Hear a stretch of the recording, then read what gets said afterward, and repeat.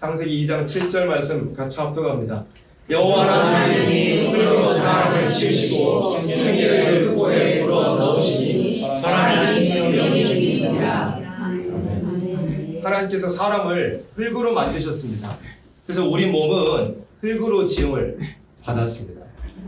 근데 그냥 지음 받은 것이 아니고 우리의 몸은 하나님의 형상대로 지음을 받았다고 그랬습니다.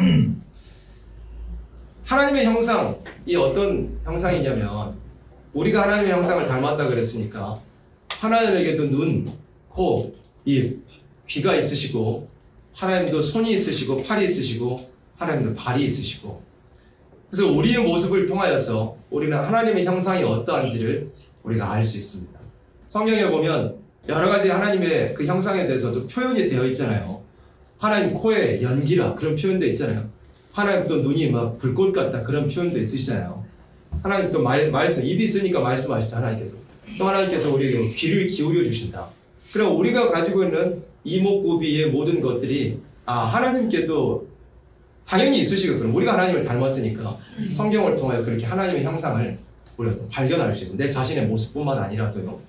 하나님께서도 하나님께서 미워하시는 자들을 향해서 손을 이렇게 펴고 들고 계시다 그랬잖아요. 왜? 손으로 막 때려 치시려고. 우리 사람의 모습은 하나님의 형상대로 지음을 받았습니다. 여기서부터 이미 사람은 다른 어떤 피조물과도 다른 존재입니다. 이미요. 사람이 하나님의 형상으로 지음을 받았기 때문에 이 몸 자체도 다른 어떤 피조물과도 구별되어 있는 겁니다. 다른 어떤 피조물이 하나님의 형상대로 지음 받았을까요? 그런 피조물 절대 없습니다. 식물들도 마찬가지고 동물들도 마찬가지고 곤충들도 마찬가지고 다른 어떤 피조물도 하나님의 형상대로 지음받지 않았습니다. 사람만 하나님의 형상대로 지음받았기 때문에 사람은 일단 몸부터 자체가 특별한 겁니다. 그래서 사람은 동물이나 식물이나 다른 피조물들하고 전혀 다른 존재인 겁니다. 그런데 하나님께서 사람을 흙으로 지어놓으시고 그냥 그대로 내버려 두지 않으시고 뭐 하셨느냐면 생기를 그 코에 불어넣으셨으니 그 사람이 어떻게 됐어요? 생령이 되었다고 그랬습니다. 생령은 사람의 영이 살아있게 됐다 그런 의미입니다. 하나님께서 사람에게 생기를 넣어주셨는데 생령이 됐다는 것은 여기서 이제는 생기를 불어넣어주셨다는 것이 어떤 그냥 생명을 넣어주셨다 그런 의미보다도 더 이제 정확하게는 하나님의 영의 한 분자를 우리에게 넣어주신 겁니다. 사람에게 몸만 있게 하지 않으시고 일단 몸은 하나님의 형상대로 지으실 때 사람에게 영을 하나님께서 넣어주신 겁니다. 그 영은 하나님께서 새로 만드신 영이 아니라고 그랬습니다. 새로 만들어가지고 영을 집어넣어주신 영. 몸은 하나님께서 만드셨죠. 흙으로요. 근데 사람의 영은 하나님께서 표현하자면 영을 떼어가지고 우리에게 주신 겁니다. 영원히 스스로 존재하시는 하나님께서 그 영을 우리에게 말하자면 조금씩 나누어 주셨다고 표현해도 아주 틀린 표현은 아닐 겁니다. 그래서 우리의 영이 하나님께로 받은 영입니다. 그래서 사람은 몸만 있는 것이 아니고 영도 있는 겁니다. 이것이 있어야 사람이라는 한 인격체가 비로소 이루어지게 되는 겁니다. 몸이 있고 또 영이 있는 거예요. 물론 이제 정신작용에 혼의 작용도 있죠. 사람은 그래서 몸이 살아있어야 될 뿐만 아니라 영도 살아있어야 하는 겁니다. 사람과 짐승의 차이, 몸도 물론 짐승들하고 다르죠. 하나님의 형상대로 지음받았으니까요. 근데 사람이 사람답기 위해서는 짐승하고 다른 존재이기 위해서는 어떤 사람이 되어야 되냐면 영이 살아있는 존재가 반드시 되어야 한다는 겁니다. 그래서 사람은 특별히 우리 신앙인들은 영이 살아있고 영이 활동하는 그런 존재가 되어야 합니다. 이 시대는 심히 사람을 짐승화시키는 시대에 살고 있습니다. 사람 보고 옷 벗고 짐승처럼 들에 나가 살게 하는 그런 시대라는 의미가 아니고 사람의 그 존재 자체를 영을 점점 마비시키고 영을 점점 파괴하는 그런 시대에 우리는 살고 있다는 겁니다. 전도서 말씀 한번 찾아볼까요? 전도서 3장 말씀에 이렇게 되어 있습니다. 전도서 3장 인생에게 임하는 일이 짐승에게도 임하나니 이 둘에게 임하는 일이 일반이라. 무슨 뜻입니까? 다 죽는다는 겁니다. 사람 죄져서 죽죠. 사람 죄져서 만물이 또한 땅이 저주받으니까 동물도 죽습니다. 짐승도 죽는데요. 그런데 다 동일한 호흡이 있어서 이에 죽음같이 저도 죽으니 사람이 짐승보다 뛰어남이 없으면 모든 것이 헛됨이다. 사람 몸 죽는 것처럼 짐승도 죽잖아요. 그럼 사람하고 짐승하고 뭐가 다르죠? 똑같이 죽는데요. 그러니까 이 전도서의 말씀은 육체에 대해서 말씀하는 겁니다.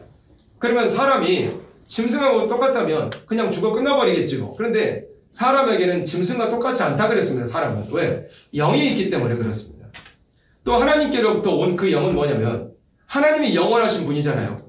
그러니까 하나님께로 와가지고 내게 온 내 안에 있는 이 영도 절대 소멸되는 영이 아닙니다.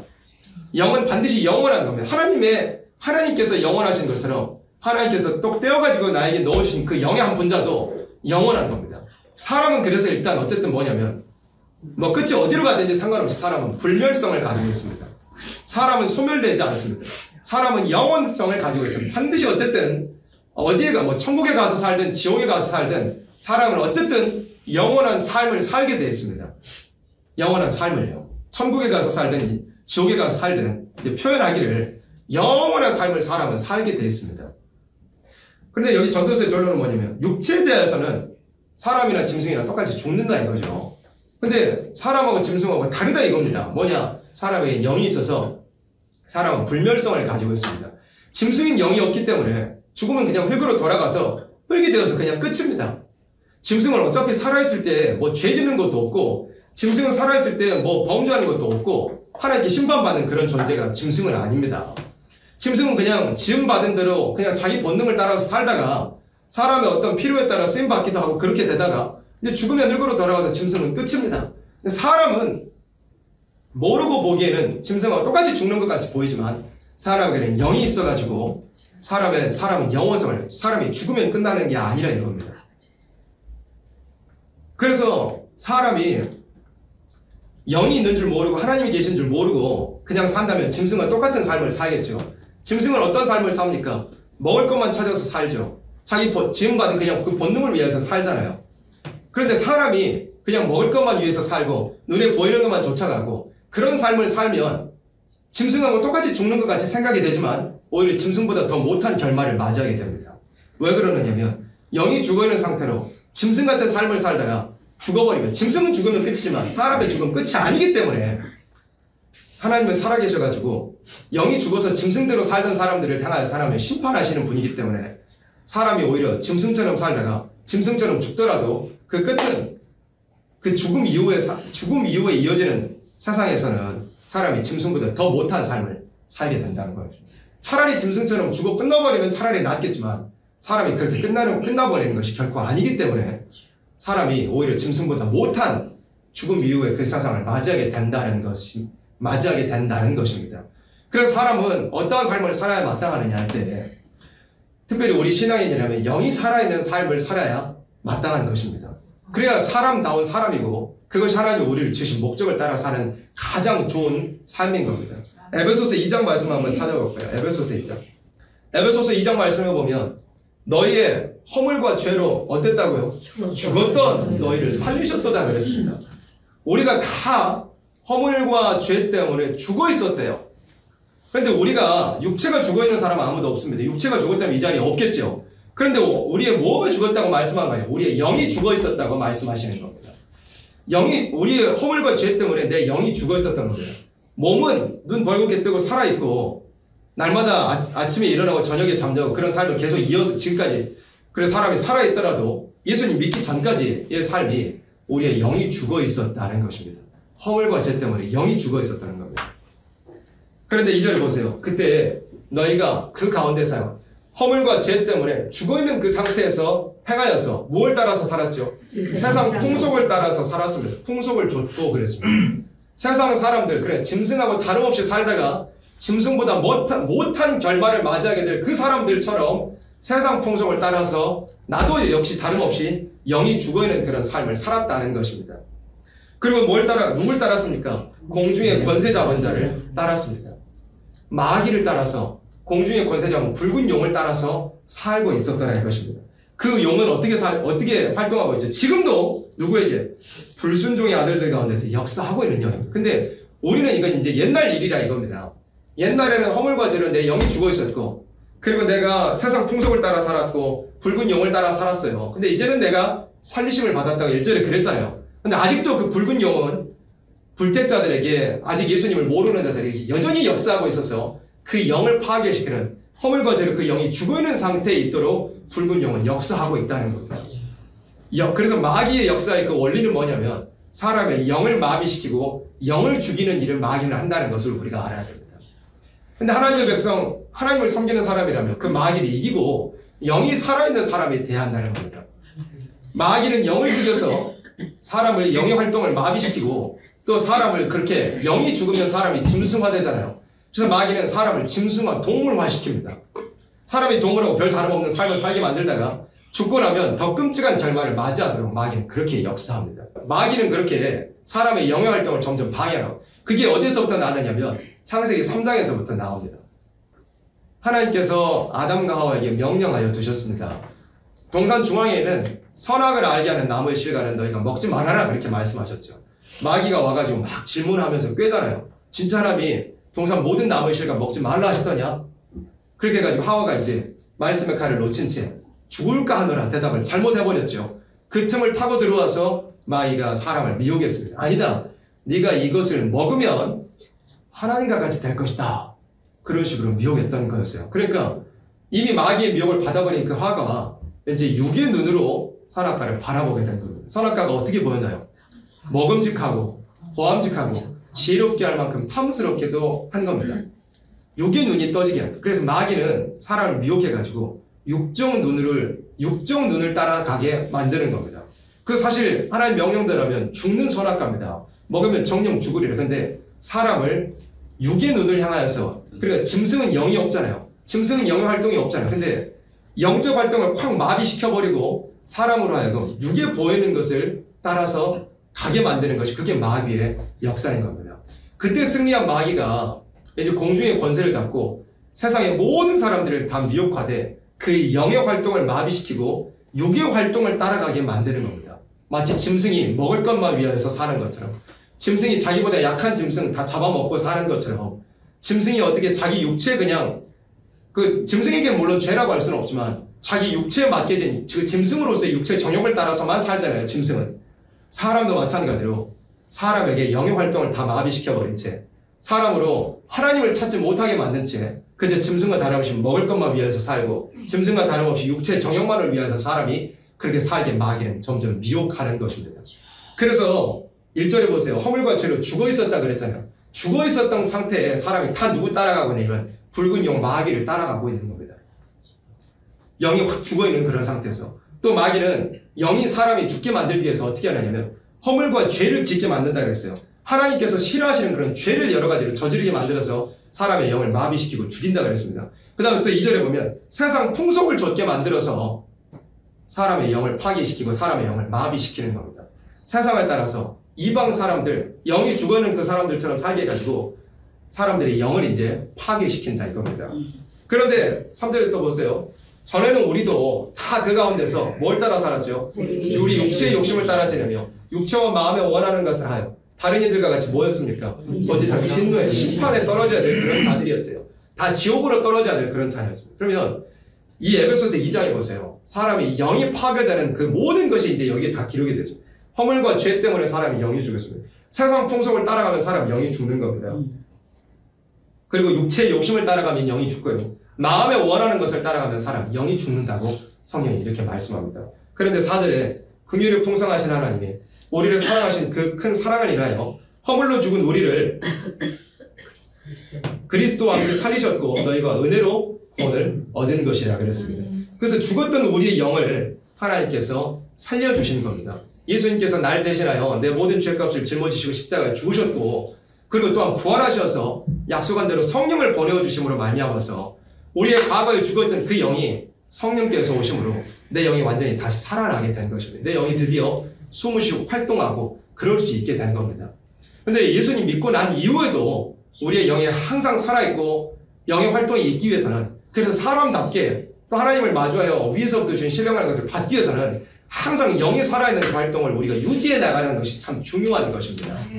근데 이 세상은 어떤 세상이냐면 마귀가 활동하는 사상, 마귀를 통하여 가지고 택한 백성이라도 할 수만 있다면 미혹해 가지고 영의 활동을 파괴시키고 마비시키는 그런 시대라는 것으로 그냥 항상 알 수 있어야 되는 겁니다. 여기에 나온 것처럼 예수 믿고 한번 살리심을 받았을지라도 영이 좀 허물과 죄로 세상 풍속으로 육체의 욕심, 마음에 원하는 것을 따라서 살게 마귀가 미혹을 해가지고 여러 가지 이유와 정당성들을 붙여서 우리의 영들을 점점 마비시키는 겁니다. 지옥으로 이끌고 갈 수는 없을지라도 어쨌든 우리가 하나님을 향해 살지 못하도록, 우리가 다시 오실 예수님 맞이하지 못하도록 마귀는 그렇게 우리 영의 활동을 심각하게 아주 방해하고 있다는 것을 우리는 알아야 됩니다.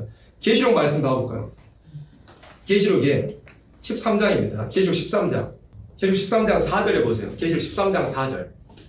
계시록 13장 4절에 용이 누구에게 권세를 줬습니까? 짐승에게 권세를 줬습니다. 그리고 용에게 경배하며 짐승에게 경배하여 갈때 누가 이 짐승과 같으니 누가 능히 이로 더불어 싸우리요 하더라 그랬어요. 용이 이제 누구를 사용한다고 그러냐면 짐승을 사용한다고 그랬습니다. 짐승은 여기 앞에 제가 한번 띄워보겠습니다. 다니엘 7장 말씀 제가 앞에다가 띄워보겠습니다. 다니엘 7장 여기 이제 보시면 23절에 이렇게 되어 있습니다. 다니엘 7장 23절에 모신 자가 이처럼 이르되 넷째 짐승은 곧 뭐라 그랬죠? 땅의 넷째 나라인데 이렇게 되어 있습니다. 짐승은 성경에서 예언서에서 계시록에서 나라를 의미합니다. 근데 다시 이제 돌아갈게요. 그러면 계시록 13장에서 방금 용이 누구에게 권세를 줬습니까? 짐승에게 권세를 줬다 그랬습니다. 그래서 붉은 용이 하늘의 권세를 잡고 있는 이 붉은 용이 짐승에게 권세를 주어서 말 그대로 사람들을 짐승화시키는 일을 하는데 이 짐승은 뭐냐면 세상의 나라를 의미하는 겁니다. 그래서 이 땅에도 분명히 사람을 짐승화시키고 붉은 용의 명령을 따라서 움직이는 그런 나라가 있다는 것이 성경에 이렇게 기록이 되어 있습니다. 용은 어떤 활동을 하느냐면 사람의 영을 마비시키되 하나님을 잊어버리게 만드는 그런 활동을 하게 합니다. 곧 사상적으로 우리가 정리하자면 무신론의 활동을 붉은 용은 하기를 원하는 겁니다. 근데 붉은 용이 이 땅에 있는 짐승, 곧 나라에 또 권세를 줘가지고 붉은 용이 사용한다 그랬는데 붉은 용이 사용하는 이 세상의 나라, 곧 무신론 사상을 추종하는 그런 나라가 이 세상에 더 있을 것을 성경이 이렇게 말씀을 한 겁니다. 그게 뭐냐면 또 이제 설명하자면 무신론 공산주의를 추종하는 그런 나라들을 의미한 겁니다. 그런 무신론 공산주의 사상을 통하여서도 많은 사람들이 하나님을 잊어버리고 하나님을 섬기지 아니하고 영의 활동이 점점 마비된 상태로 끌려가게 될 것을 성경 여러 구절을 그렇게 말씀했어요. 그래서 계시록 13장 한번 봐보세요. 계시록 13장 이제 밑에 구절로 이제 내려와가지고 8절에 보세요. 계시록 13장 8절에 죽임을 당한 어린 양의 생명책에 창세 이후로 농명되지 못하고 이 땅에 사는 자들은 다 어떻게 한다고요? 다 짐승에게 경배하는 세상에 온다고 그랬습니다.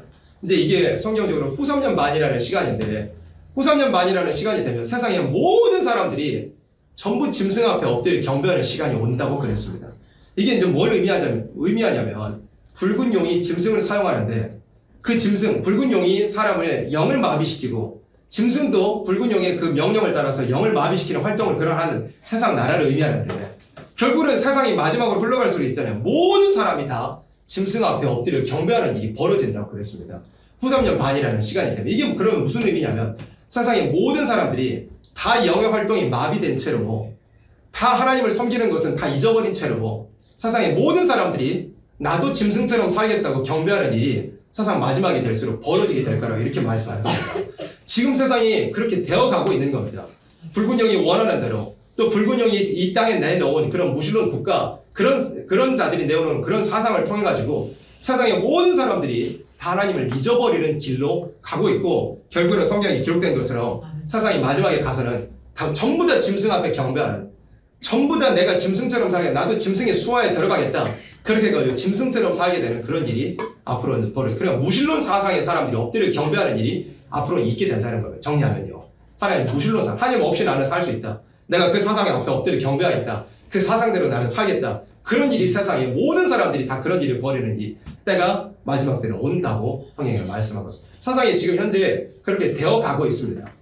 또 하나님의 택하신 백성들은 물론 여기 8절에 되는 것처럼 예수 한번 믿은 사람은 물론 그 짐승 앞에 엎드려 경배하는 일까지는 없게 되겠지만 마지막 때 어떻게 되는지 한번 보세요. 계시록 9장에 한번 볼까요? 계시록 9장에 계시록 9장 2절입니다.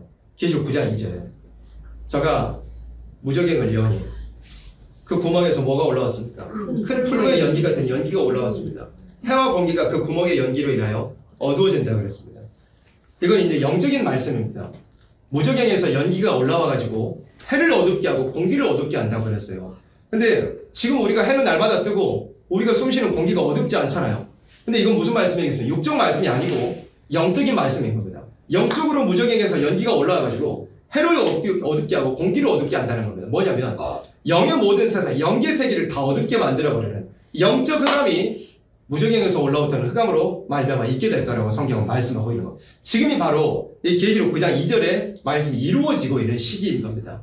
그래서 무저갱에서부터 영적 흑암의 연기가 확 올라와가지고 세상의 모든 이 영적 흑암을 영계의 모든 세계를 다 어둡게 하고 있는 그런 시기에 우리는 살고 있는 겁니다. 사람이 이 연기를 깨닫지 못하고 이 연기를 벗어나지 못하면 사람의 영이 마비되어 가는 겁니다. 이방인들은 어차피 영이 죽어 있는데 이 연기의 타깃이 누구냐면 하나님 믿고 있다고 하는 사람들, 예수 믿고 영이 한번 살리심을 받았다고 하는 사람들에게 이 영을 어둡게 하는 이 흑암의 연기가 심하게 들어가게 된다는 것을 성경은 우리가 말씀했다는 겁니다. 그 3절에 보세요. 또 황충이 연기 가운데로부터 땅 위에 나오면 저희가 땅에 있는 전갈과 권세와 같은 권세를 받았더라. 황충이라는 자들이 이 연기 가운데서 올라옵니다. 4절에 저희에게 이르시되 황충이 이제 명령을 받았어요. 무슨 명령을 받았느냐? 땅에 풀이나 푸른 것이나 각종 수목을 어떻게 합니까? 해하지 말고 오직 이마에 하나님의 입 맞지 아니한 사람들만 해하라 이렇게 했어요. 황충은 뭐냐면 곤충이잖아요. 원래 그 황충이라는 곤충이 메뚜기와 비슷한 바잖아요. 그래서 뭐합니까?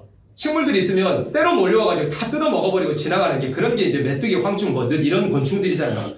근데 성경의 마지막에 황충이와 같은 자들이 나오게 될 걸 말씀하는 겁니다. 그래서 때로 막 몰려다니면서 막 있는 식물들을 다 뜯어 먹어버리는 그런 모습이 마지막 때 있을 걸 말씀하는데 황충도 사람이고 이제 황충이 뜯어 먹을 만한 그런 풀들도 사람이라고 성경은 이제 상징적으로 말씀한 겁니다. 근데 이 황충에게 명령하실 때 어떤 것은 뜯어먹지 말라, 어떤 것은 해하지 말라 그랬냐면 풀이나 푸른 것이나 각종 수목을 해야지. 그러니까 파릇파릇한 생명력이 있는 풀들은 뜯어먹지 말라고 하나님께서 막아놓은 겁니다. 그러면 이게 무슨 말씀이냐면 우리의 영의 활동을 말씀하는 겁니다. 우리의 영이 항상 하나님께서 주시는 은혜를 받고 영의 양식을 잘 먹고 영으로 잘 호흡해가지고 영이 활동력이 있고 영이 생명력이 있다면 하나님께서 황충에게 금하시기를 풀이나 푸른 것이나 각종 수목을 해하지 말라 이렇게 성경에 말씀하여 주신 겁니다. 그래 마지막 때는 이런 환란이 이 황충이들로 말미암는 환란이 결국에는 닥쳐오게 될 건데 영이 죽어 있어서 영이 활동력이 없고 영이 열매 맺지 못하고 영이 예를 들어 식물로 비유하자면 영이 파릇파릇하지 못한 그런 사람이라면 황충의 피해를 당하게 될 거라고 성경이 이렇게 말씀하는 겁니다. 그리고 나서 그런 자들은 이제 후삼연발에 빠져가지고 세상의 모든 사람들이 다 짐승에게 경배하는 그런 대환란의 시기에 사람들이 들어가게 될 거라고 성경이 이제 말씀하고 있는 겁니다. 그럼 결론이 이렇다면 우리는 항상 강조했듯이 영이 살아있는 사람, 영이 활동하는 사람이 돼야 된다는 겁니다. 근데 마귀는 이 마지막 시대에 여러 가지로 사람들의 영을 마비시켜가지고 결국은 이 심판으로 환란으로 다 집어넣으려고 그렇게 강하게 역사하고 있는데 마귀가 지금 이 시대에 그럼 사람들의 영을 어떻게 어둡게 만들게 하고 있습니까? 여러 가지가 있습니다. 가장 먼저는 무신론이라고 그랬잖아요. 하나님을 잊어버리게 만드는, 하나님 없다. 그 중에 가장 핵심적인 것이 뭐냐면 바로 진화론입니다. 진화론. 학교에서 학생들 다 진화론 배웁니다. 1800년대, 그러니까 19세기에 다윈이라는 자가 나와가지고 종의기원이라는 책을 내놓았죠. 1859년이었습니다. 영국의 생물학자이고 지질학자였던 이 다윈이 5년 동안 배 타고 돌아다니면서 세상의 여러 가지 것들을 막 살펴봤습니다. 보면서 이제 정리해가지고 이제 책을 내놓기를 뭐 했느냐. 쉽게 말하면 세상에 다 진화하여가지고 여기에 왔다. 뭐 골자를 얘기하자면 그렇습니다. 다윈은 발견하고 싶었습니다. 뭐냐면 세상에 물리법칙이라는 것이 존재하잖아요. 세상에 어떤 자연이 이렇게 하나님께서 만들어주신 그 피조물들이 움직이는 그런 원리와 모든 프로그램들이 다 있잖아요. 그런 것들을 과학자들이 지금까지는 발견해오는 일들을 했었습니다. 과학자들이 원래 예수님 믿고 과학자들이 원래 성경 알고 과학자들이 원래 하나님 믿고 그래가지고 세상에 되어지는 모든 것들을 통해가지고 아 하나님은 살아계시구나 발견하는 일을 하는 게 그게 과학자들이었던 겁니다. 그래서 뭐 유명한 과학자들 뭐 뉴턴도 하나님 믿는 사람이었거든요. 그다음 뭐 파스텔을 하나님 믿는 파스칼, 보일 그런 사람들 하나님 믿는 사람이었거든요. 그리고 이제 뭐 코페르니쿠스라고 하는 사람도 하늘이 움직이는 게 아니라 지구가 태양을 돌고 있다. 그걸 이제 말하자면 정리한 그 사람도 이 기독교인이었습니다. 물론 그 당시에 기독교가 잘못된 데로 가서 그런 사람을 막 핍박하고 그런 일도 있었지만 어쨌든 옛날에 과학자들이라고 하는 사람들은 세상이 이렇게 움직여가는 거, 세상에 보이는 모든 만물들이 이렇게 분석하고 연구해가지고 와 하나님 살아계시구나. 그걸 이제 발견하는 사람들이 과학자라고 하는 사람들이었던 겁니다. 근데 시간이 지나면서 이제 1800년대 진화론을 주장한 다윈이 등장하게 됐습니다. 그때 마침 세상이 어땠느냐면 교회도 많이 부패해 있었고 사람들이 그 악한 본성이 더 이제 극에 달하면서 하나님 섬기기 싫어하는 마음이 막 있었던 거였습니다. 근데 다윈이 나와가지고 세상은 하나님 창조해가지고 이렇게 이루어진 게 아니고 진화해가지고 여기까지 왔다 이렇게 하니까 사람들이 전부 다 쌍수를 들고 환영하는 일이 벌어지게 됐습니다. 드디어 우리가 하나님께로부터 벗어날 수 있구나. 드디어 나를 옥죄는 하나님께로부터 내가 벗어날 수 있구나. 세상을 하나님이 창조한 게 아니었구나. 사람들이 박수를 치고 머리가 번쩍 뜨이는 일이 그렇게 벌어졌더랍니다. 그런 데로부터 시작해가지고 사람들이 이제 무신론으로 급격하게 기울어지는 일이 벌어지게 됐던 겁니다. 그러니까 다윈이 주장한 그 진화론이라는 게 이 생명이 그냥 뭐 사람이 진화해가지고 여기까지 왔다. 또 세상에 뭐 어떤 식물이든지 동물이든지 진화해가지고 점점 진화해 갈 것이다. 이것만 이야기하는 게 아닙니다. 진화론이라는 것의 위험성은 뭐냐면 하나님의 창조를 자체를 부정하는 거고 하나님 없이 어쨌든 그러니까 사람이 가지고 있는 여러 가지 문제들이 있잖아요. 사람의 인격도 문제고 사람의 몸도 문제잖아요. 피곤하고 노쇠하게 가니까. 그러면 원래 우리가 사람이 모든 문제 해결책을 누구를 통해서 찾을 수 있을까요? 하나님 통해서 우리가 문제 해결책을 찾을 수 있고 찾아야 되는 겁니다. 근데 다윈이 얘기한 진화론은 뭐냐면 그냥 하나님이 세상 창조가 아니라 하나님 없이 그냥 진화했다. 이것뿐만 아니라 모든 문제 해결이 스스로 되어질 수 있다고 믿는 겁니다. 사람에게 있는 여러 가지 뭐 문제 있잖아요. 뭐 인격적인 문제든지 혹은 육체적인 문제든지 이게 사람이 점점 진화해 가면서 그러니까 세상이 이제 세대가 지나가면서 좀 말하자면 지능이 떨어지는 사람들 알아서 도태될 거다. 육체의 활동이 좀 더딘 사람들 알아서 도태될 거다. 그래서 사람은 조금 더 우월한 유전자만 점점 남겨가가지고 좋은 사람만 이제 말하자면 우월한 사람들만 남게 될 거예요. 그래서 사람이 스스로 그렇게 좋은 유전자가 계속 유전되면서 사람이 이제 좀 더 나은 존재로 좀 더 발전할 수 있는 존재로 내가 우리 세대에 지금 가지고 있는 이런 여러 가지 문제들이 앞으로 사람이 진화해가면서 알아서 발전될 거다. 알아서 개선될 거다. 알아서 해결될 거다. 이런 생각을 사람들의 생각에 심어주게 되어버렸다는 겁니다. 그냥 하나님이 세상을 창조 안 했다 이것뿐만 아니라 사람들의 모든 생각, 사고방식, 가치관에 있어서 하나님을 제거해버리는 그런 일들이 이제 벌어지게 된 거였습니다. 그래서 사람들이 지금 그런 사상을 가지고 다 살고 있잖아요. 학교에서도 진화론 배우고 살죠. 하나님 아예 배우지 않고 삽니다. 그러면서 사람들이 세상을 살아가면서 모든 문제가 있다. 이건 내가 스스로 해결할 수 있다고 믿죠. 또 한편으로는 과학기술의 발전을 통해가지고 여러 가지 모든 벌어지는 일들 내가 다 해결할 수 있다고 그렇게 사람들이 믿고 많이 삽니다. 하나님이 더 이상 필요하지 않은 시대, 하나님을 굳이 찾을 필요가 없는 그런 시대에 우리가 살고 있다는 겁니다. 과학기술이 얼마나 발전해가지고 성경 말씀대로 별 사이에까지 과학이 깃들인다고 말씀한 것처럼 또 세상을 한 시간에 불태워버릴 수 있을 만한 그런 무력이 발전할 거라고 성경이 말씀한 것처럼 이미 과학기술은 하늘에도 올라갔고 과학기술은 세상을 불태울 만큼의 무력도 다 준비했습니다. 그리고 더 나아가서는 요즘에는 뭐 여술에는 영상을 통해서도 그렇게 소개했지만 인공지능 AI라는 것도 나와가지고 사람이 할 수 없는 모든 것을 해낼 수 있는 사람이 뭐든 물어보면 어떤 것이든 답을 내놓아줄 수 있는 그런 일들을 하는 것 그런 과학기술까지도 이제 발명이 되게 되었습니다. 그래서 사람들이 뭐 AI한테 물어보면 모든 것을 다 대답해 주니까 AI한테 프로그래밍 해놓으면 알아서 뭐 물건을 만드는 일이라든지 세상에 어떤 뭐 모든 일들에 대해서 사람이 하고 있던 그런 것들을 AI를 통해서 다 대체할 수 있는 시대가 되다 보니까 AI가 점점 신이 되어가는 그런 시대가 되고 있는 겁니다. AI를 통해서 사람이 할 수 없는 것까지 또 사람이 하는 일도 굳이 하지 않아도 될 것. 그래서 사람이 모든 궁금증이 있다면 AI한테 물어보면 당장 대답을 해줄 수 있으니까 더 이상 하나님을 찾을 만한 그런 이유가 점점 없어지는 그런 세상에 점점 살고 있는 것입니다. 심지어는 간증까지도 AI하고 만들려고 합니다. 임사체험, 간증의 메시지 이렇게 되어 있습니다. 제가 이거 썸네일 볼 때부터 이거 AI로 만들었구나. 여기 앞에 나와 있는 사람들 이거 진짜 사람 사진 찍은 거 아닙니다. AI로 이제 자동으로 만들어진 그런 그림들인데 이제 이걸로 사람들이 돈벌이를 해먹는다고 봅니다. 그래서 간증의 메시지 매일 저녁 7시에 간증이 올라온다 그러죠. 임사체험이 이제 뭐 죽어가지고 이제 사람이 죽은 것처럼 돼가지고 천국 보고 뭐 지옥 보고 실제 그런 일이 있잖아요. 사람이 이제 뭐 입신해가지고 보는 일도 있고 그런 체험들이 실제로 신앙 안에도 있기는 한데 그런 틈새를 이제 사람들이 공략해가지고 AI로 간증까지도 다 만들어냅니다. 그래가지고 보세요. 신학대 학생이 사망해가지고 예수님 만나고 왔대요. 또 주일날 예배 도중에 사망해가지고 뭐 보고 오신 목사님이 있대요. 그런데 이게 조회수가 이 가운데 있는 영상, 이 목사님이라고 AI 그림 그려요. 6.6만입니다. 근데 사람들이 이걸 모르겠어요. 저는 좀 젊어서 그런지 몰라도 이거 썸네일 볼 때 이거 AI로 다 만들어낸 거 딱 캐치가 되더라고요. 그런데 상당히 많은 사람들이 이런 영상들 보고서 다른 이상할 간증 메시지보다 이 채널이 더 믿음직스럽네요. 예수님 정말로 만나셨네요. 소중한 간증 감사드립니다. 이렇게 되는 거예요. 근데 이제 이 간증들이 AI로 읽어놓게 했습니다. 거대한 본당을 가득 채웠습니다. 이렇게 AI로 그림도 다 제시해놓고 배경 그림도 마찬가지고 사람이 읽는 것도 사람 목소리 이제 AI로 읽게 해놓고 이 내용도 읽어보면 AI가 만들어내는 그런 투입니다. 어투가 사람들이 AI 발전을 통해 가지고 종교인들까지 노려서 참된 간증이라면 우리가 얼마나 그걸 통해 신앙의 도전도 받고 아 나도 정말 하나님께 매달려서 저런 간증할 수 있어야 되겠다. 그런 올바른 뭔가 영적 자극도 받고 도전도 받고 그렇게 되잖아요. 근데 얼마나 시대가 참 혼란한 시대가 되었느냐면 AI가 이제 간증도 만들어내는 실제로 어떤 뭐 외국의 교회에서는 AI 자체가 아예 설교를 합니다.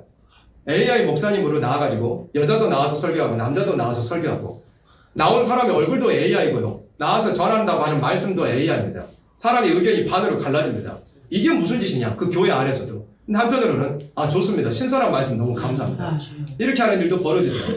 심지어 더 심한 곳에서는 AI를 설치를 해놓고 십자가도 여러 가지 반도체 여러 가지 뭐 기판들을 그렇게 박아놓고 그 십자가 모양을 아예 그렇게 만들어놨습니다. 거기다 물어보면 하나님 여기 계시나 그러면 아 내가 여기 있다. 하나님처럼 그 AI가 대답을 합니다. 그런 일도 실제로 벌어지고 있더라고요. 그러니까 과학기술이 발전하면서 이거 진짜 하나님을 만나 배우는 게 더 이상 필요하지 않은 시대가 된 겁니다. 그래서 이 댓글 같은 것도 끔찍하더라고요. 안녕하세요. 기독교인 분들이라고 하는 분들일 텐데 분명히 그래도 유튜브를 통해서 간증 찾아보고 싶어서 이렇게 오신 분들이라고 저는 생각합니다. 그래도 그러잖아요. 이런 영상 누가 들어오겠어요. 그래도 간증 어디서 들어보려고 한 분들이 거의 여기로 들어올 텐데 근데 이런 것들 이제 분별이 안 되는 겁니다. 진짜 간증인지 가짜 간증인지 분별이 안 되는 겁니다. 과학이라는 것도 사람의 영의 활동을 심각하게 마비시킵니다. 더 이상 하나님 찾을 필요가 없거든요. 그 기도문도 기도 AI가 써줄 수 있다 그러죠. 설교문도 25분 분량 설교문 내놔라 그러면 25분 분량 설교문 내놓는다 그럽니다. 30분 분량 설교문 내놓으라고 하면 설교문 내놓는다고 그러죠. 그러면 사람이 더 이상 성경 파고 기도로 하나님께 매달리고 성령 충만한 생활을 할 필요가 굳이 없게 되는 겁니다. 물어보면 알아서 대답 하나님처럼 다 해주거든요. 성경에 안 나와 있는 것도 알아서 분석해가지고 대답을 다 해주거든요. 또 내가 여러 가지 대화할수록 이제 알고리즘이 쌓여가지고 내가 내 삶을 다 이제 AI가 다 간파를 하고 나에게 원하는 맞는 대답을 이제 점점 해주는 겁니다. 하나님께 기도할 필요가 점점 없어지는 거죠. 사람이라는 것은 영으로서 하나님께 기도해야 됩니다. 그래서 기도의 씨름이라는 자리가 사람에게는 반드시 있어야 되잖아요. 그래서 기도의 씨름의 그 과정을 통해 가지고 내 자신도 돌아보고 하나님의 뜻을 더 깨닫는 자리로 당장에 응답이 없을지라도 그런 과정이 우리에게 사람에게 필요한 겁니다. 하나님 그걸 원하시거든요. 기다리게 하시는 것도 하나님 기다리게 하시는 거고 하나님께서 나로 기도하게 하시는 것도 나로 그 장소에 기도의 자리를 지키게 하는 것도 하나님께서 합력하는 선을 이루고자 하는 그런 하나의 방법인데 더 이상 그럴 필요가 이제는 없어졌죠. 물어보면 모든 대답을 다 해주는데요. 신앙에 대해서도 내가 예를 들어 뭐가 어떻다. 인스타그램에서 그런 것도 올라오더라고요. 청년들이 이제 물어본 거야. AI한테. 네가 마귀라면 AI야 네가 마귀라면 청년들은 어떻게 미혹할래? 그러니까 AI가 아주 상세하게 대답을 잘 해줘요. 그래가지고 그걸 이제 인스타그램에 야 AI가 대답해준 마귀가 청년들을 미혹하는 방법이 이렇게 있다. 그렇게 되는 거예요. 또 어떤 청년부에서는 청년부 팀 이름을 정하는데 이거 우리가 이름을 정하지 못하겠으니까 AI한테 추천해달라 그러죠. 그런 일들도 교회 안에서 빈번하게 벌어지고 있다고 그러더라고요.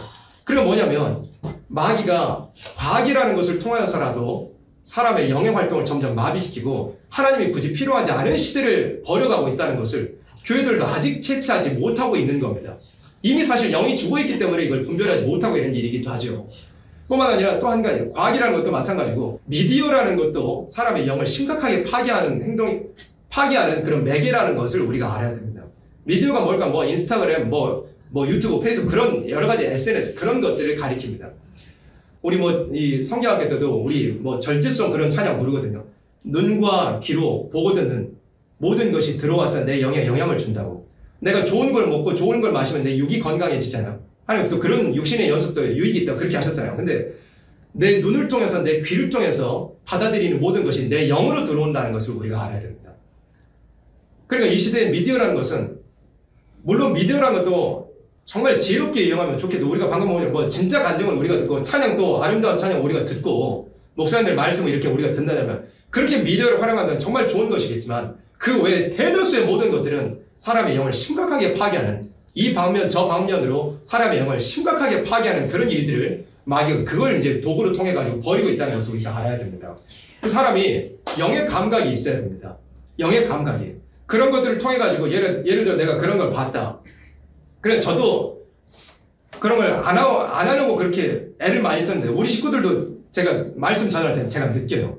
예를 들어 제가 정치 요즘에 막 혼란하잖아요. 그런 걸 통해 가지고 기사를 통해서 세상 어떻게 되나 그런 게 궁금해가지고 좀 봐요. 근데 그런 걸 반드시 보잖아요. 그럼 영의 혼란이 제게 들어와요. 그 상태에서 말씀 전하잖아요. 우리 식구들 표정이 애매모호해요.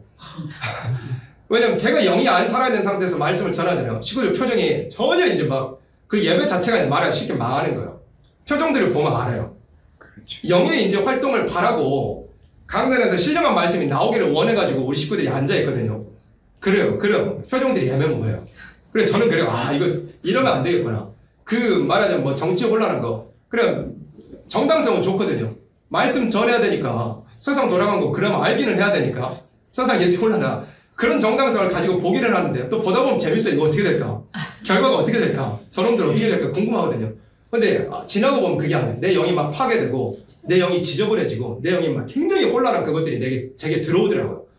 그런 상태에서는 이래가지고 내가 생명 살릴 수 없겠구나. 그걸 느끼게 됐어요. 이 신앙인들이 영의 활동이 심각하게 마비되는 이런 시대에 살고 있으면서 정말 우리가 성령 충만하고 내가 기도의 자리를 지키고 말씀을 통해서 하나님을 배우는 그런 시간이 나에게 없다면 내 영이 마비되어가지고 나도 어느새 짐승화 되어 있는 거나 다름이 없다는 겁니다. 그러니까 우리가 영이 살아있어서 그 황충이들의 피해를 당하지 않기를 원하잖아요. 황충이들이 푸른푸른 수목은 해하지 말라고 그렇게 제한을 받았으니까 그렇게 우리가 피해를 당하지 않는 사람이 되기 위해서는 영이 살아있는 사람이 돼야 되는 거예요. 또 뿐만 아니라 신앙은 내가 사는 걸로 끝나는 게 아니잖아요. 뭐냐면 남 살려야 되는 거예요. 내 배우자가 예수 안 믿고 있다면 내 자녀가 예수 안 믿고 있다면 또 내가 살려야 될 내 주변에 사람들이 있다면 내가 그거 말로 사람 살릴 수 있을까요? 사람 말로 못 살립니다. 내가 예를 들어 아무리 뭐 헌신하고 섬긴다고 그 봉사로 사람 살리는 건가요? 그로 사람 살리는 게 아닙니다. 그건 부수적인 거죠. 말로 내가 지혜롭게 말씀을 전한다는 거 내 어떤 섬김과 희생과 봉사로 사람 살리는 그건 부수적인 건 뭐냐면 사람 살리는 것은 성령께서 역사해 주셔야 그 사람이 살아날 수 있는 거예요. 바울도 그랬잖아요. 말과 지혜의 아름다운 걸로 내가 사람 살리지 않는다고요. 그랬잖아요. 하나님께서 해주셔야 사람 살릴 수 있다고 그렇게 바울이 설명했잖아요. 그리고 뭐냐면 내가 사는 것도 중요하지만 내가 환난을 피하고 살기 위해서도 내 영이 살아있어야 되는 것도 맞지만 또 남 살리기 위해서 내 가장 가까이 있는 내 가족 살리고 내 배우자 살리고 내 자녀 살리기 위해서는 내 영이 살아있어야 그 사람 살릴 수 있도록 성령께서 나를 도구로 써주신다 이런 뜻입니다. 내 영이 마비되었다면 성령이 나를 도구로 사용하실 수가 없는 법입니다. 내 영이 마비되었고 내 영이 죽어있다면 절대로 성령께서 나를 도구로 사용해서 그 상대방 내가 살리고 싶어하는 그 사람을 살릴 수가 없는 겁니다. 그래서 사실 영이 잠들어보면 살려야 될 생각 자체도 없어지죠. 사명감도 없어지고 살려야 될 절박함도 없어지고 영이 마비되어 버리거든요.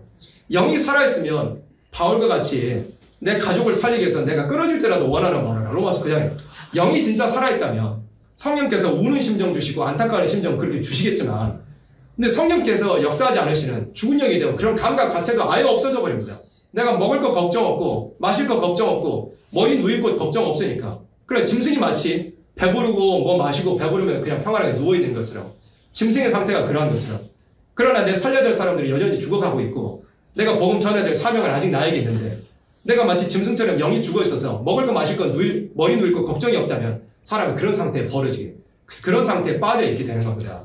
그래서 우리 신앙인들은 영이 살아있어야 한다는 거. 내 자신이 살기 위해서 뿐만 아니라 다른 사람 살리기 위해서는 내 영이 살아있어야 그 사람 살려낼 수 있다는 거. 이겁니다. 내 영이 죽어가는, 내 영이 타격을 입는 거에 대해서 사람이 좀 감각이 있어야 됩니다. 엄청 중요한 겁니다. 사람이 예를 들어 길 가다가 이런 나뭇가지에 내 손가락을 예를 들어 벤다. 그럼 손가락이 아파서 칭칭 까면 왜 아프니까? 소독도 하고 지혈도 하고 밴드로 싸매기도 하잖아요. 아프니까. 또 뭐 심해서 손가락이 부러졌다가 병원에 가잖아요. 빨리 낫기 위해서 깁스라도 해야 되니까. 사람이 몸으로는 몸이 타격을 입고 몸이 아픈 건 사람이 금세 느끼지만 사람이 영이 병들고 영이 타격을 입고 영이 상처를 입었다는 것도 사람이 민감하게 반응할 수 있어야 되는 겁니다.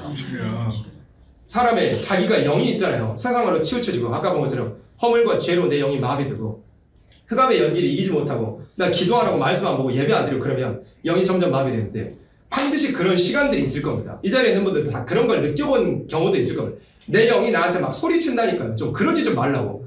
내 영은 살고 싶은 어쨌든 우리가 예수 믿고 성령을 받아 거듭난 영이기 때문에 내 영이 나에게 막 소리를 치는 거예요. 그러지 말으라고. 영이 나에게 고함을 치고 소리를 치는데 내가 그 절규를 영의 절규를 막 무시하죠. 내 육체를 따라 그대로 살고 그러다가 보면 어떻게 해? 영도 더 이상 소리도 못 치게 되는 지경에 가는 겁니다. 영의 이 신앙의 양심이 점점 마비되어 가지고 사람이 그런 상태에 빠져 있게 되는 거예요. 그런 상태에 빠지면 참 헤어나오기가 너무 힘들겠죠. 그래서 우리가 영이 살아있는 사람이 돼야 합니다. 그래서 뭐 아까 설명한 뭐 친화론적인 사고 방식이라든지 여러 가지 과학 기술의 발전이라든지 여러 가지 미디어라든지 그런 것들을 통해서 마귀는 우리의 영을 파괴시킨다는 것을 알아야 됩니다. 뿐만 아니라 인간관계도 내 영 파괴시키기도 합니다. 실제로 그렇습니다.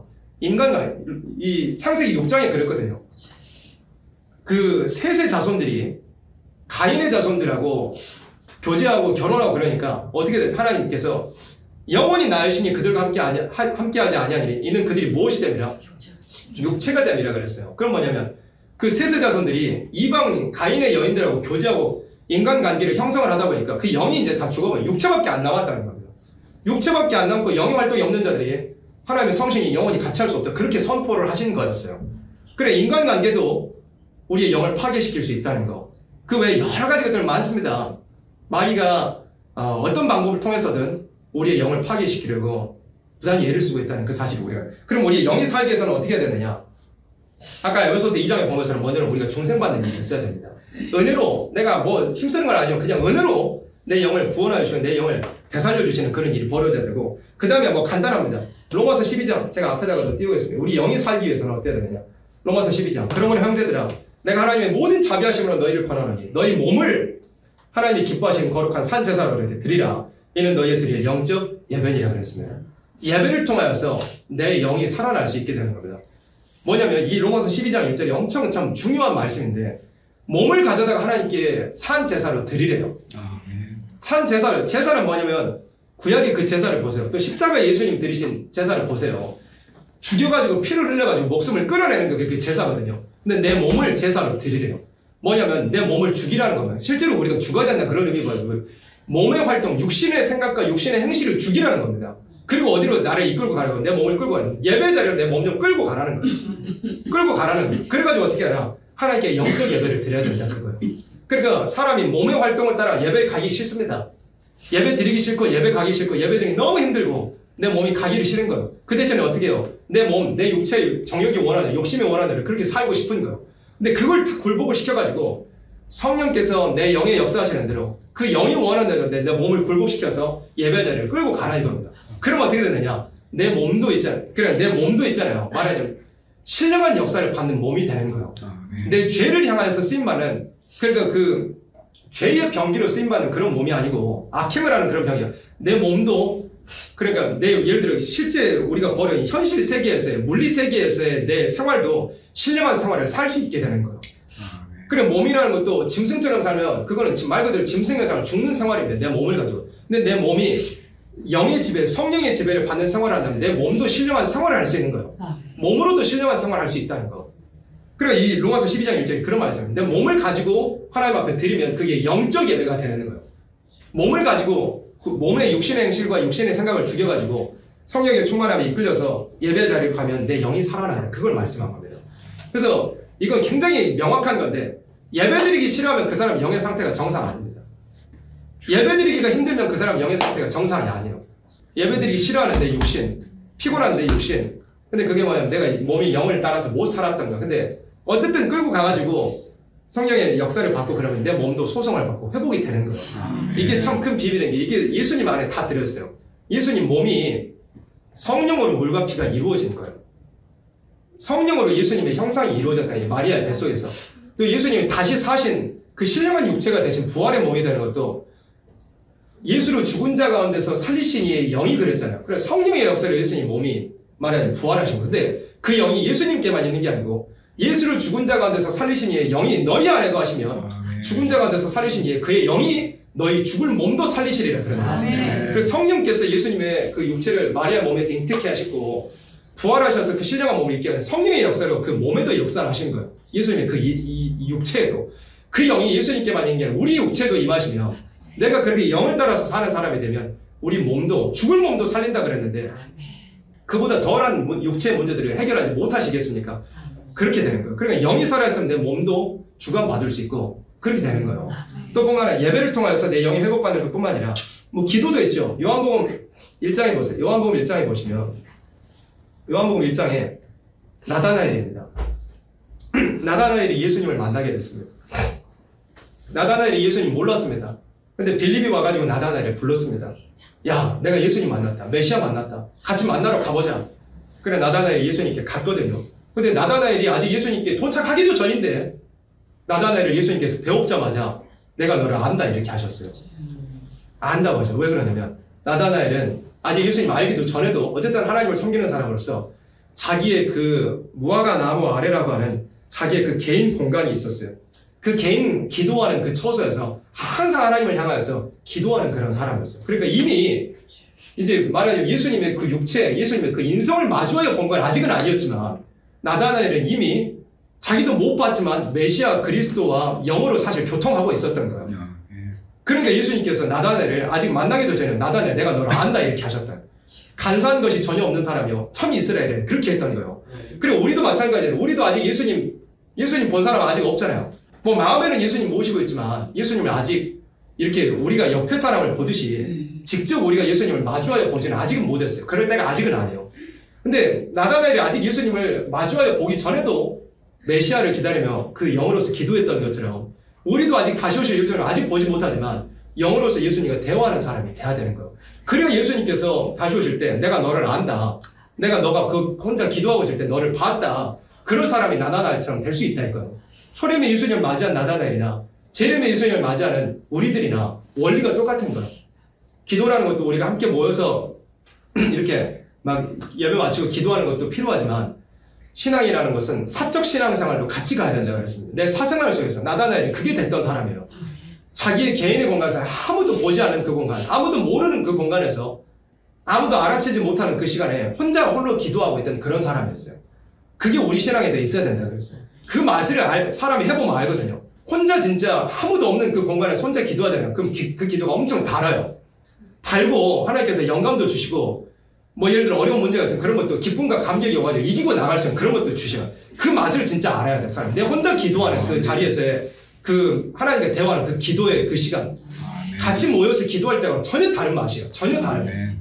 뭐 딱히 말 안 해요. 말을 안 하고 내가 뭐 그렇게 통성 기도할 때 막 부여주고 부르거나 그런 건 아닌데 내가 말을 안 해도 내 영이 하나님과 교통하는 그런 그 단맛이 있다니까요. 사람이 그게 있어야 돼요. 그렇게 해야 공적 신앙생활뿐만 아니라 내 사적 신앙생활에서도 내 영이 진짜로 살아있어가지고 하나님과 대화하는 그런 영의 활동이 있는 사람이 우리는 돼야 돼요. 근데 그런 게 많이 방해를 받잖아요. 집안일도 많고 누구 만나야 될 일도 많고 뭐 가족들 와서 뭐 하자는 일도 많고 해야 될 일이 너무 많다 보니까 그런 것들에 내가 이제 기도 시간이 뒷전이 돼서 내 영이 점점 파괴되는 거예요. 그런 것도 우리가 회복이 돼야 되는 거죠. 뿐만 아니라 뭐 영에도 양식이 필요하잖아요. 시편 130편에 이렇게 되어 있습니다. 시편 130편 5절에 이렇게 되어 있죠. 나 곧 내 영혼 같이 합독해 볼까요? 앞에 나 곧 내 영혼이 여호와를 기다리며 내가 그 말씀을 바라는다. 시편 130편 5절에 시편 130편 5절에 내 영혼이 여호와를 기다리며 내가 그 말씀을 바라는도다 그랬어요. 내 영이 말씀을 바란대요. 왜? 육의 양식이 필요한 것처럼 영에도 양식이 필요한 내 영도 막 배가 고픈 거예요. 영이 배고파서 말씀을 막 먹고 싶은 거예요. 말씀도 마찬가지로 했잖아요. 같이 이렇게 예배 시간에 말씀 보고 무장하는 것도 필요하거든요. 각 교회에서도 마찬가지, 성회도 마찬가지인데 내 혼자 말씀 보는 것에서 깨달아야 되는 그 맛도 또 달라요. 진짜 그래요. 저는 이제 대전으로 가기 전에 부산에서 이제 여기서 항상 목사님 통해서 아침 저녁 말씀 듣는 것도 너무 좋았어요. 저는 그래가지고 아침 저녁 예배 시간에 맨날 기다려줬어요. 그게 저한테는 너무 행복한 시간들이었어요. 말씀 듣는 거. 지금 이제 제가 말씀 전에 그런 맛은 좀 없었는데 그 행복이 저는 너무 막 그립고 그래요. 아침 저녁으로 말씀 듣고 그 영의 막 행복이 너무 막 그립고 그래요.